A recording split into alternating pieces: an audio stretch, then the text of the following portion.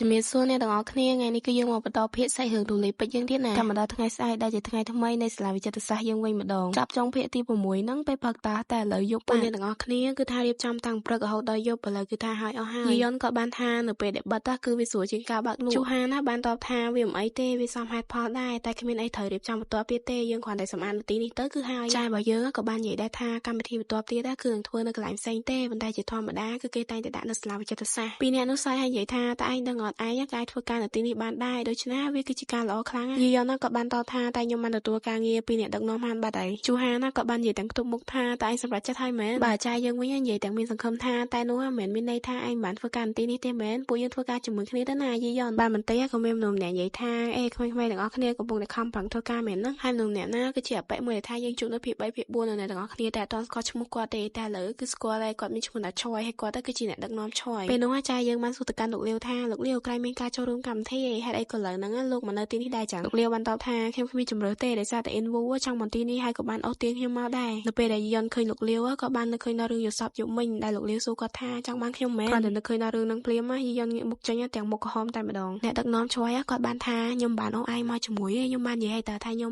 ទៅទិញអាហារពេលល្ងាចឲ្យពួកគេតែម្នាក់ឯងទេប៉ុន្តែឯងចង់មកជាមួយយើងដែរឥឡូវហ្នឹងឯងបានចោលកម្មវិធីជប់លៀងរបស់ឯងទាំងស្រុងហើយគាត់ក៏បានដើរទៅនិយាយជាមួយយន់ថាយន់ណាមកចាជូហាណាបានថាអ្នកដឹកនាំឆ្វ័យថាកន្លែងលោកចង់ទិញអាហារពេលល្ងាចឲ្យពួកយើងហើយឬក៏មកដើម្បីតែចង់ជួបយីយ៉នទេលោកលាវយើងវិញគឺថាមានម៉ាន់មាត់កអីគេទេគឺឈោមើលគេទាំងស្ងៀមស្ងាត់តែម្ដងហើយសាច់រឿងរបស់យើងក៏បានកាត់មកដល់កន្លែងភោជនីយដ្ឋានវិញតែដឹកនាំឆ្វ័យក៏បានជួបអ្នកទាំងអស់គ្នាមកញ៉ាំអាហារពេលល្ងាចយីយ៉នណាគាត់បានចាប់ផ្ដើមនិយាយមុនគេថាខ្ញុំមិនដែរញ៉ាំស្រាពីមុនមកទេតែស្រានេះរសជាតិវាល្អហ្មងអ្នកដឹកនាំឆ្វ័យក៏បាននិយាយទៅកាន់យីយ៉នថាតែខ្ញុំអាចហៅអ្នកថាយីយ៉នបានអត់យីយ៉នក៏បានថាបានតើអ្នកដឹកនាំឆ្វ័យក៏បានបន្តនិយាយទៀតថាខ្ញុំដឹងថាវាយឺតពេលបន្តិចក្នុងការណែនាំខ្លួនប៉ុន្តែខ្ញុំមានឈ្មោះថាឆ្វ័យ Invu អ្នកទាំងអស់គ្នាអាចហៅខ្ញុំថា Invu បានមិនបាច់ហៅខ្ញុំអ្នកដឹកនាំឆ្វ័យអីទេទៅពេលនោះជូហានបានលូកមកថាបងប្រុសមើលទៅអ្នកសមជាពូយីយ៉នច្រើនជាងអញ្ចឹងគ្រាន់តែឲ្យគាត់ហៅអ្នកដឹកនាំឆ្វ័យបានហើយទៅពេលនោះលោកឆ្វ័យគាត់បាននិយាយដែរកន្លែងខ្ញុំគឺជាដុកទ័រហើយអញ្ចឹងខ្ញុំគឺជាអីវិញចាស្រ័យផងអ្នកទាំងអស់គ្នាគាត់គឺជាដុកទ័រតែមានច្រឡំថាគឺជា director ដែរអញ្ចឹងបានហៅគាត់ថាអ្នកដឹកនាំឆ្វ័យតាមពិតគាត់គឺជាដុកទ័រទេធ្វើការនៅមន្ទីរពេទ្យមួយកន្លែងអីចឹងទៅហើយអាចារ្យយើងក៏បានតបលោកគឺជាដុកទ័រអញ្ចឹង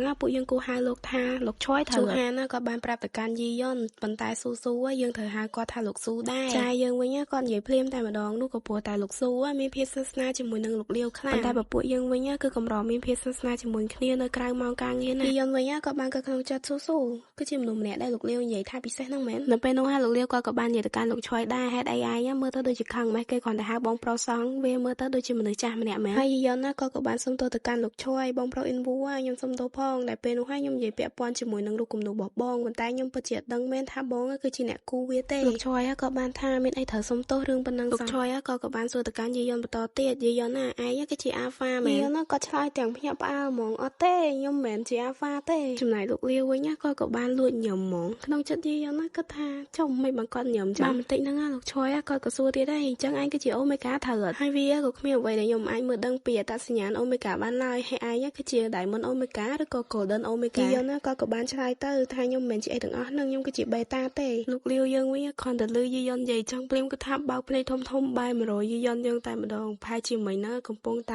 ែដាក់ទំនុកចិត្តខ្ពស់គិតថាគឺជា Omega អញ្ចឹងតែដល់ពេលនិយាយថាជា Beta វិញគឺថាធ្លាក់ថ្លើមគាត់ឆ្លើយថាដូច្នេះឯងគឺជា Beta ទេអូយីយ៉នបានឆ្លើយថាបាទហ្នឹងហើយតែមានរឿងអីខុសប្រក្រតីមែនគឺវាមានអីទេគ្រាន់តែពួកយើងពីរនាក់បានក៏ខុសបាត់ហើយស្រាប់តែលោកឆ្វ័យក៏បានងាកទៅនិយាយឌឺជាមួយនឹងលោកលាវហ្មងអេលោក Golden Alpha មិនបានលោកគិតខុសចឹងលោកលាវក៏តបទាំងមើហ្មងមើលទៅឯងដូចជាសប្បាយចិត្តនឹងរឿងហ្នឹងដល់ហើយយីយ៉នវិញក៏បានគិតក្នុងចិត្តទៀតហើយអញ្ចឹងមុនហ្នឹងពួកគេបានគិតថាខ្ញុំគឺជា Omega ឬក៏ជា Alpha មែនដល់មកអ្នកទាំងអស់គ្នាមិនបាច់គ្នាទៅទេហើយប៉ុន្តែមើលទៅជូហានយើងគឺថាស្វឹងជាងគេជាងឯងហ្មងយីយ៉នយើងវិញក៏គ្មានអីនិយាយជាមួយនឹងអ្នកទាំងអស់គ្នាទៀតដែរគាត់ក៏បាននិយាយលាទៅកាន់អ្នកទាំងអស់គ្នាហើយក៏បានដើរចេញទៅប៉ុន្តែដើរមិនទាន់ម៉ាន់ផងលោកលាវគាត់ក៏បានចាប់ដៃមកវិញហើយចាប់កូនស្រីគេមកហ្នឹងគឺមកនិយាយទល់មុខគ្នាហ្មងបាននិយាយចូលអីចឹងណាហើយលោកលាវក៏បានសួរទៅយីយ៉នណាចង់ទៅតែអ្នកដឹកនាំហានមែនបើចង់ទៅចាំខ្ញុំជូនទៅហើយខ្ញុំក៏មានរឿងខ្លះចង់និយាយជាមួយនឹងឯងដែរមកដល់តែអ្នកដឹកនាំហានហើយលោកលាវបានឲ្យយីយ៉នណារកកន្លែងអង្គុយទៅហើយចាំគាត់យកទឹកឲ្យញ៉ាំហើយគាត់ក៏បានយកទឹកខ្ញុំមកដាក់នៅខាងមុខយីយ៉នខ្ញុំចង់ឲ្យយីយ៉នឯងធ្វើការនៅ Phantom ពេញម៉ោងហើយវាក៏ជាមូលហេតុដែលខ្ញុំនាំឯងមកទីនេះដែរខ្ញុំចង់ផ្ដល់ជូនឯងពេញសិតតែម្ដងយីយ៉នណាក៏បានចោទសួរទៅកាន់លោកលាវអត់តើមានអី ផ្លាប់ដូរចិត្តលោកភ្លាមបែបនេះលោកលាវក៏បានឆ្លើយគ្មានអ្វីផ្លាប់ដូរចិត្តខ្ញុំទេប៉ុន្តែខ្ញុំបានសម្រេចចិត្តម្ដងទៀតបន្ទាប់ពីឃើញអាកប្បកិរិយានិងលទ្ធផលការងាររបស់ឯងគឺវាល្អហើយនឹងលើសពីអ្នកដែលធ្វើការនៅក្នុងនោះអញ្ចឹងមិនមែនដោយសារតែដឹងថាខ្ញុំមិនមែនជាអូមេហ្គាណាលោកលាវក៏ស្ងាត់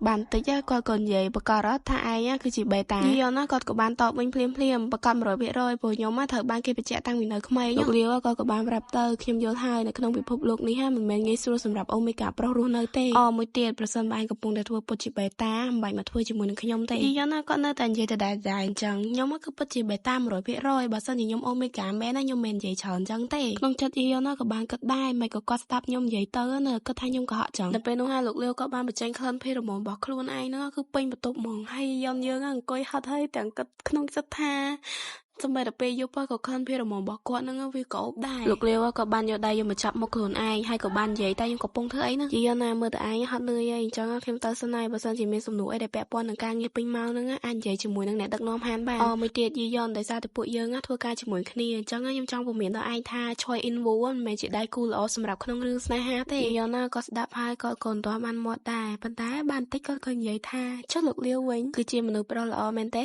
លោកលាវយើងគឺថានិយាយទាំងហួសចិត្តហ្មងខ្ញុំមិនដែលជួបមនុស្សណាដែលសួរខ្ញុំពីមុនអញ្ចឹងមកទេខ្ញុំមើលតែឯងដូចជាមិនដែលមានការណាត់ជួបពីមុនមកទេអញ្ចឹងអ្វីដែលអ៊ីនវូនិយាយឯងកុំយកដាក់ក្នុងចិត្តអីតែទោះជាយ៉ាងណាក៏ដោយប្រសិនបើឯងចាប់អារម្មណ៍នឹងគាត់ក៏វាមិនមែនជារឿងរបស់ខ្ញុំដែរនិយាយចប់ហើយលោកលាវគាត់ក៏បានដើរចេញទៅដែលឲ្យយីយ៉នណានៅឈរគាត់ក្នុងចិត្តម្នាក់ឯងតែគាត់គិតថាខ្លួនឯងគឺជាមនុស្សអាក្រក់មែនឬក៏មាននរណាម្នាក់ធ្លាប់ធ្វើឲ្យគាត់រងរបួសនៅរឿងស្នេហាកាលមកដល់ថ្ងៃថ្មីនៅ Phantom គឺជាថ្ងៃដែលត្រូវតាំងពីពោដែលយីយ៉នយើងក៏កំពុងតែឈររៀបចំกระดาษរឿងហ្នឹងហើយគាត់ក៏បានកើតក្នុងចិត្តដែរស៊ូបានវិលត្រឡប់មករកមហាជនវិញបន្ទាប់ពីគាត់បានបាត់មុខប្រហែលជា8ខែជាមួយនឹងរឿងភាគថ្មីរបស់គាត់ដែលមានចំណងជើងថា Body to Show នៅពេលនោះអាចារ្យយើងក៏បានចូលមកដល់ហើយក៏បាននិយាយសេចក្តីផ្ដាំរបស់លោកលាវក៏សរសេរមើលទៅអស្ចារ្យមែនហើយយ៉នក៏បាននិយាយដែរមែនហើយគឺថាគាត់ពិតជាយកចិត្តទុកដាក់មែនអត់និយាយចឹងស៊ូគឺជាអូមេហ្គាមែនអាចារ្យយើងក៏បានតបហ្នឹងហើយគឺជា Golden Omega ជូហានក៏បានលុបមកនិយាយដែរថាលោកស៊ូគឺពិតជាសង្ហាខ្លាំងណាស់ហើយក៏មានអ្នកចូលចិត្តគាត់ច្រើនដែរកាលសម័យដែលគាត់រាំក៏ព្រោះតែគាត់មានប្រជាប្រិយភាពខ្លាំងតែក៏មានអ្នករិះគន់នឹងវាតម្លៃគាត់ច្រើនលើសលប់ដែរគាត់ជាជនជាតិកូរ៉េប៉ុន្តែគាត់ធំធាត់ឡើងនៅក្នុងទីក្រុងហុងកុងហើយគាត់ក៏បានទៅរៀននៅសាលានៅក្នុងទីក្រុងញូវយ៉កនៅពេលអ្នកទាំងពីរកំពុងតែនិយាយគ្នាហ្នឹងអាចារ្យយើងបានរត់ទៅយកថង់មួយនៅក្នុងថង់ហ្នឹងគឺមានសម្លៀកបំពាក់ដើម្បីឲ្យយីយ៉នយើងហ្នឹងលោវាហើយយីយ៉នយើងវិញក៏បានឆ្លើយនឹងភ្ញាក់ផ្អើលហ្មងហឺអាហ្នឹងសម្រាប់ខ្ញុំមែនអ្នកទាំងពីរដេញឲ្យយីយ៉នណាទៅលោទៅមិនបាច់នៅរំភើបអីពេកទេពេលដែលយីយ៉នលោហើយគឺថាស្អាតខ្លាំងមែនតើវាសមនឹងគាត់ខ្លាំងហ្មងគឺឡើងខ្ជូតហ្មងអូយខ្ជូតខ្លាំងហើយអ្នកទាំងពីរក៏សរសើរយីយ៉នមិនដាច់ពីមាត់ដែរវាពិតជាសមនឹងឯងខ្លាំងវាពិតជាសមមែនតើអស្ចារ្យដែលឯងពាក់ទៅស្អាតហើយអាចារ្យយើងក៏នៅតែបន្តនិយាយទៀតដែរយីយ៉នណាគឺតែងតែស្អាតមកហើយឥឡូវហ្នឹងនៅពេលដែលគាត់ពាក់វាទៅក៏រត់ទៅស្អាតទៀតយីយ៉នវិញគាត់មានអីក្រៅពីការអរគុណគេទេហើយគាត់ក៏បាននិយាយដែរខ្ញុំក៏ចូលចិត្តម៉ូដកៅអៅបែបអញ្ចឹងដែរពីរនាក់ហ្នឹងនិយាយទាំងសាយទៀតហើយពួកយើងដឹងថាប្រកាសជាចម្លែកហើយបើសិនបើឯងមិនពាក់កៅអៅឆ្នោតដូចរាល់ថ្ងៃជូហាណាក៏បាននិយាយដែរដោយសារតែយីយ៉នឯងហ្នឹងខ្ពស់អញ្ចឹងបើសិនជាសម្លៀកបំពាក់របស់ឯងទាន់សម័យទៀតនឹងធ្វើឲ្យឯងមើលទៅដូចតារា model ហ្មងយីយ៉នយើងក៏បកកាយឡើងលឿនហ្មងតារា model អីបើសិនជាតារា model មែននោះមានតែជូហានឯងហ្នឹងពីរនាក់ហ្នឹងគឺថាមានគំនិតថ្មីកើតឡើងមកទៀតហើយគឺចង់ឲ្យយីយ៉នហ្នឹងទៅធ្វើជា model សម្រាប់ហាងកៅអៅរបស់ពួកគេហើយភាគក្រោយហ្នឹងពីរនាក់ហ្នឹងចាប់យីយ៉នយើងទៅធ្វើ model មែនតើអ្នកទាំងអស់គ្នាយីយ៉នក៏បាននិយាយខ្ញុំមិនប្រកាសថាខ្ញុំអាចធ្វើវាបានទេអាចារ្យយើងក៏ថាពិតថាឯងប្រកាសជាធ្វើបានហើយសូម្បីតែជូហានក៏ធ្វើបានដែរហើយយើងនឹងចាប់ផ្ដើមថតនៅថ្ងៃអាទិត្យក្រោយនេះណាយីយ៉នយើងគឺថាគ្មានអីក្រៅពីការឆ្លើយយល់ព្រមជាមួយនឹងពីរនាក់ហ្នឹងទេគាត់ក៏មានអីធ្វើទៀតដែរអញ្ចឹងគាត់មានតែដើរមើលការរៀបចំនៅថ្ងៃហ្នឹងទេយីយ៉នយើងគឺថាគិតក្នុងចិត្តច្រើនមែនទែនប៉ុន្តែនៅពេលដែលគាត់កំពុងតែគិតនោះគាត់បានដើរមកឃើញរូបគំនូរមួយហើយមើលទៅគាត់គឺពិតជាចាប់អារម្មណ៍នឹងគំនូរហ្នឹងខ្លាំងបាទបន្តិចក៏មានមនុស្សម្នាក់ដើរមកពីក្រោយគាត់តែឯងកំពុងតែគិតអ្វីលើរូបគំនូរណាក៏បានសួរលោកឆយអ៊ីនវូមែនណាហើយម្នាក់ណាគ្មានពីណាគេក្រៅពីលោកលាវយើងទេហើយគាត់ក៏បានបន្តនិយាយទៀតខ្ញុំគិតថាភាគច្រើនណាការបកស្រាយរបស់ឯងគឺវាល្អជាងការរៀបហើយតើស្នាដៃគំនូរនេះមានភាពតាក់ទាញចំពោះឯងបែបណាតើគឺខ្ញុំមិនបានមើលឃើញរូបគំនូរហ្នឹងទេប៉ុន្តែខ្ញុំបែរជាមើលឃើញខ្លួនឯងហើយនៅពេលដែលខ្ញុំមើលវាយូរទៅគឺខ្ញុំចង់ផាត់ពណ៌លើវាហ្មងនៅពេលដែលយន់បែរមកនោះគាត់ក៏បានដឹងថាម្នាក់ហ្នឹងគឺជាលោកលាវហើយគឺថាឈរទល់មុខគ្នាទៀតហើយឡើង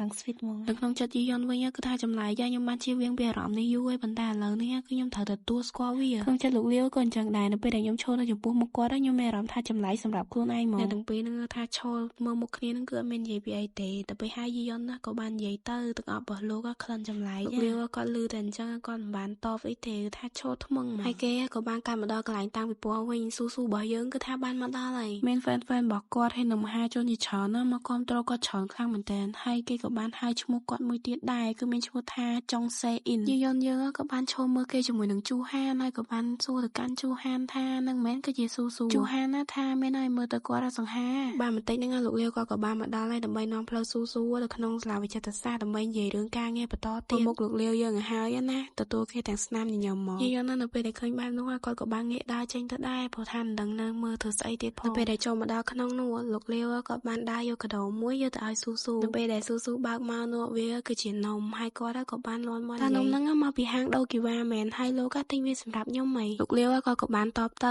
ត្រូវហើយខ្ញុំត្រូវធ្វើឲ្យឯងស្ថិតក្នុងស្ថានភាពល្អនៅក្នុងព្រឹត្តិការណ៍នេះយ៉ាងណាមិញឯងក៏ជាវិចិត្រករដ៏សំខាន់ម្នាក់នៅក្នុងសាលាវិចិត្រសាស្ត្រនេះដែរហើយស៊ូហ្នឹងក៏បានហៅអ្នកទាំងអស់គ្នាមកញ៉ាំជាមួយនឹងគ្នាមកបានបន្តិចក៏បានកលៃភ្នែកទៅឃើញយីយ៉នយើងហើយក៏បានសួរថានោះគឺជាអ្នកណាយីយ៉នយើងក៏រត់ឆ្លើយឯងប៉ុន្តែលោកលាវបាយមកទាំងទឹកមុខឡើងមើលហ្មងហើយថាឲ្យចាក់ចេញទៅរឿងរបស់យើងគឺចប់ត្រឹមហ្នឹងឯអ្នកទាំងអស់គ្នាប៉ុន្តែមានណាមានអារម្មណ៍ថាអន់ចិត្តនឹងលោកលាវខ្លាំងមែនតើហេតុអីក៏គាត់ត្រូវដេញយីយ៉នចេញហេតុអីអើយជឿមក